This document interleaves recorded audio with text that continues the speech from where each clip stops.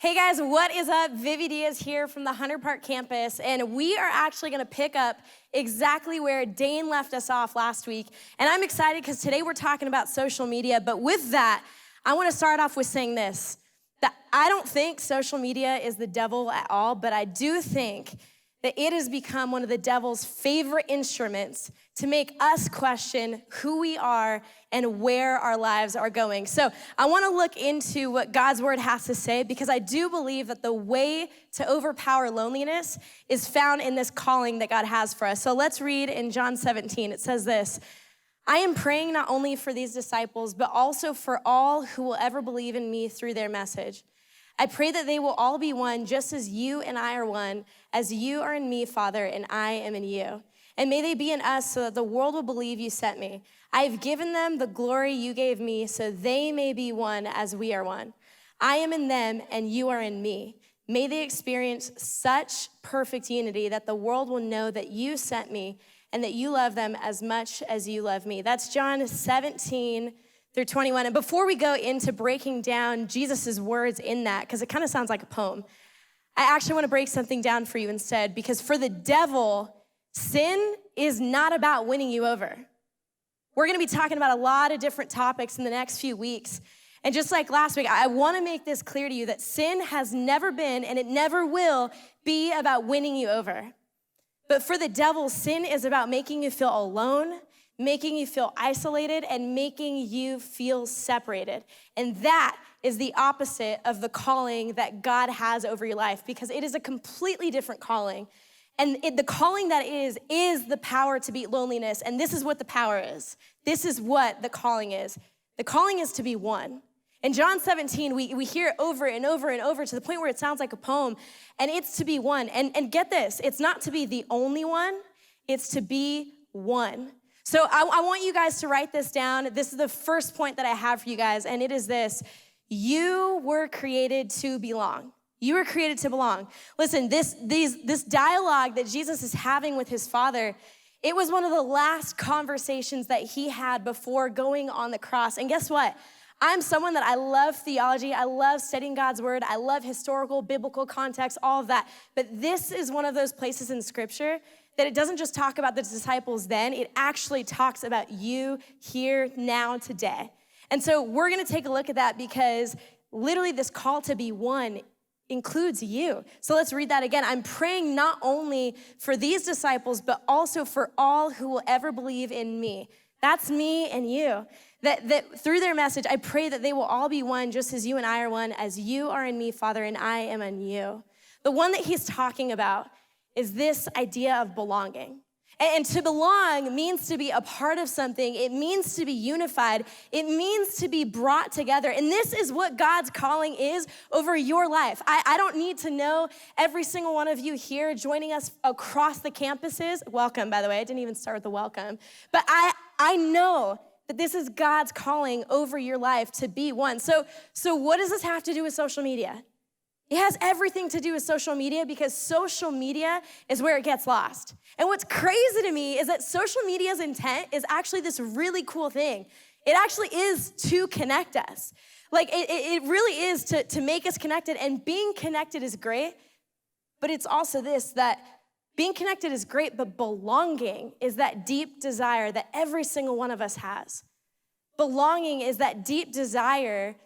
And the reason why there's been a void, that every single one of us has a story of why we felt rejected, alone, isolated, because we all have this deep desire to belong. And this is what's crazy again, that again, social media has this good intent to get people connected, but social media has tried, but it keeps getting it wrong. Like it really does. Like, let's look at the list. We got Facebook. Any of you have Facebook? Do you guys even know what that is? It's basically like a MySpace 2.0. You probably don't know what that is, but whatever. But what's crazy is that now Facebook has basically turned into like a mini LinkedIn, or like a random relative advice column. Like, it's random. Then there's Instagram. We got Instagram. Who doesn't love Instagram? But let's be real. Who hasn't hated Instagram at one point? And let's take that a step further. Whose life hasn't felt like it's something to hate because of Instagram? Man, Instagram started out with the filters, but now it's basically used as everyone's personal blogs or random stuff. And then there's ads, and not to mention spam accounts. Let's keep going down the list. Snapchat. We know you guys love your Snapchat. It's private, it's low commitment. Things will disappear. It's gonna be hidden. No one's gonna see it until they do. Screenshots. Snapchat is one of those apps that, it started out to get people connected, all the things, but since when did it become more about how long and who you have a streak with versus who you're actually talking with?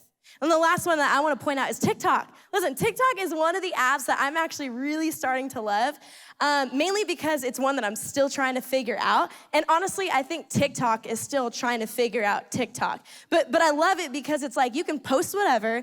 Like the less edited the filter is, the better. Like who doesn't love that?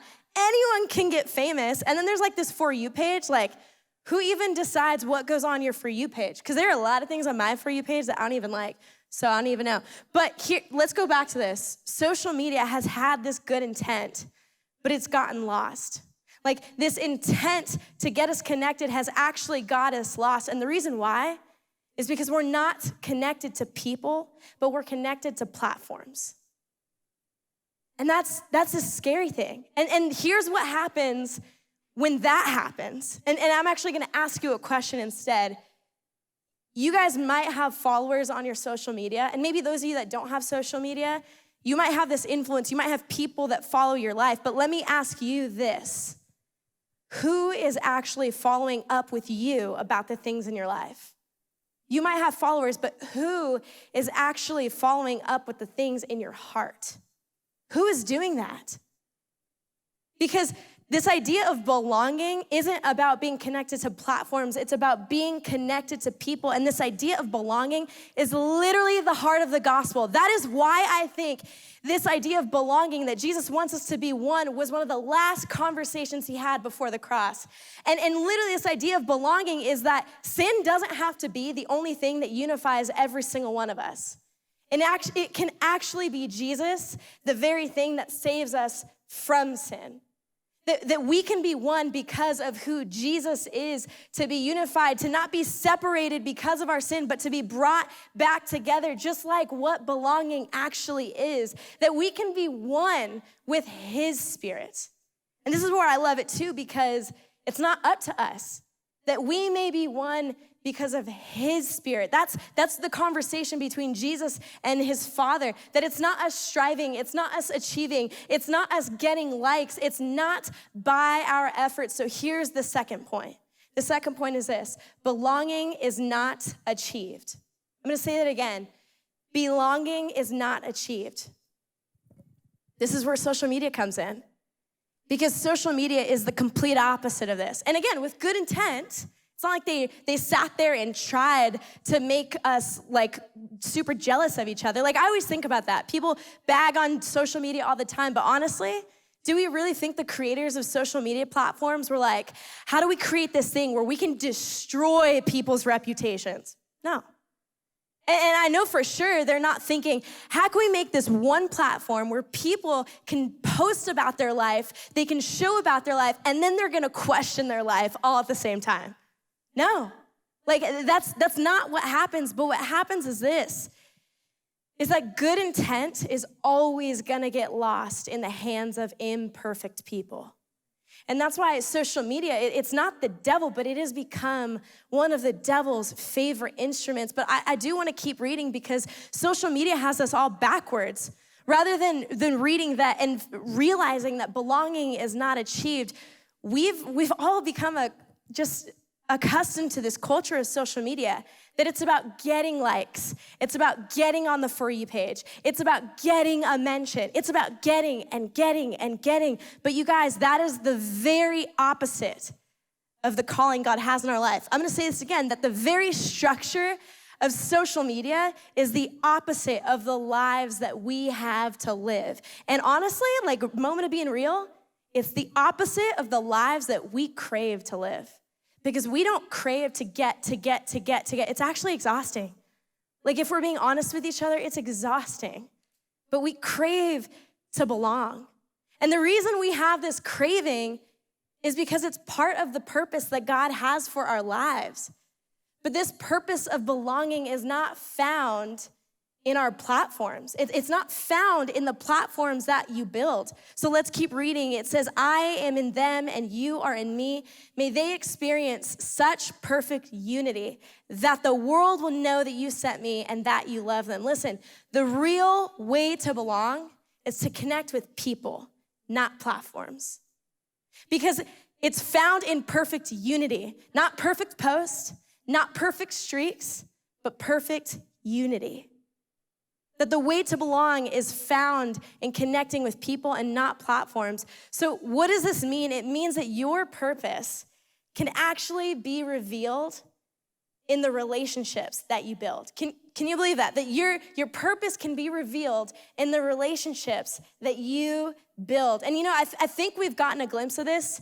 A couple of weeks ago, we all heard about the tragedy in LA of the helicopter crash that Kobe Bryant was a part of. And what amazed me was that social media became a place where people weren't isolated by their grief. They weren't alone to be sad. It was actually a place where people rallied. And where people that didn't even realize, oh, you like Kobe too, people rallied. But what's crazier to me is that it wasn't Kobe Bryant's 421 posts that put him on the map. It wasn't. That's not what people were missing. That's not what we were hearing about. What we were hearing about was the type of man that he was, the type of husband that he was, the type of dad that he was. We were hearing about the relationships that he has built. The relationships. So you see, social media can actually be this powerful thing. It really can be. So instead of knocking on social media, actually right now, I want to take a second to recognize some of you. Because I know there are people out there watching that are the best at creeping on people on social media, that can stalk anybody without ever being found. Like, I want to give you mad respect because that is not me. There's this one time where literally in like 30 seconds, I accidentally friended someone on Facebook that I wasn't trying to friend. I was just trying to creep on them. I accidentally friended them, and then I tried to unfriend them, so I closed the friends. But come to find out, in 30 seconds, I accidentally friended someone I was stalking, and I made them my close friend. And then I deactivated my account altogether, and so that they couldn't find me. Like, I am not the person that's good at stalking or creeping. I am prone to the double tap life. Like, I really am. So props to you who are good at stalking and creeping on social media. But here's my challenge. My challenge is this. What if instead of being known for how good you creep on people, how good you stalk people, how good any of that, you were known for how you make people feel known? Because today we're talking about social media, but here's my question. Are you using social media, or are you getting used by social media? Because something bigger is happening. And so here's the question that I want to leave you before even ending off with a few different things. The question is this. How are you using your social media to actually connect people and not platforms? Because that is something that pushes you closer to the life that God always intended you to live. That is something that pushes you closer to the purpose that your life was meant to be. That is something that'll push you closer. So what does that mean? Because I think John 17 tells us that this call to belong isn't just you being clingy. It's not. This call to belong is actually this craving to live a life that you were always meant to live, to be in perfect unity the way God always designed it to be. So what does social media have to do with it? It can mean that maybe you need to start moving in some type of motion today. And what I mean by that is you need to start moving towards some type of motion so that you can move toward the purpose that God has for you. And so I have 3 things that I want to leave you guys with. When it comes to your social media, when it comes to being connected to people, not platforms, when it comes to this idea of real belonging, and it's this. Some of us with our social medias, we need to just stop. We need to stop. We need to stop the subtweeting. We need to stop the scrolling. We need to stop comparing. We need to stop believing lies. We need to stop posting like low-key things on TikTok about high-key real feels. We need to stop that, because the only one that is benefiting from that is you. And the reality is it's not a benefit. It means you're alone, you're isolated, because you're trusting your feelings to your Instagram handle rather than trusting your feelings for someone to handle. You need to stop. And some of us Some of us, we need to start. Like now that we've stopped with the bad habits, some of us need to start looking at social media, start maybe the temptations that we have of scrolling to things that we shouldn't be, that leads us to sin that we actually keep, and I don't even want to share it next to the person next to me. Like those things, what if we started using that temptation as prayer and admission and saying, God, I need you, I'm not strong enough. Do you see that? That actually we can use social media after we've stopped to then start pushing us closer to God. And some of us just need to pause. Like honestly, pause. You guys would be posting everywhere. Some of us just need to pause and ask ourselves this question. Does my platform have a purpose? Because for some of us, I know, like some of us know that my purpose isn't found in my platform. Some of us are already there, but here's my question for you. Does your platform even have a purpose? You guys, I'm gonna end with this. Do not let social media be the biggest win for the devil in your life. Don't allow that to happen. Because God's calling over your life, this idea of being one, this idea of belonging is the very thing that overpowers loneliness, that your struggles, your sin were never meant to be carried on your own, but they were to be carried in one by his Spirit. So I'm gonna leave you with this. Your youth leader is gonna come up in a bit, and they're actually gonna dive deeper into this idea of stopping and starting new habits and maybe pausing, and they're gonna take you deeper and help you figure out what motion you need to move toward. You guys, thanks so much for letting me share my heart with you. I'm excited to see how we reclaim social media.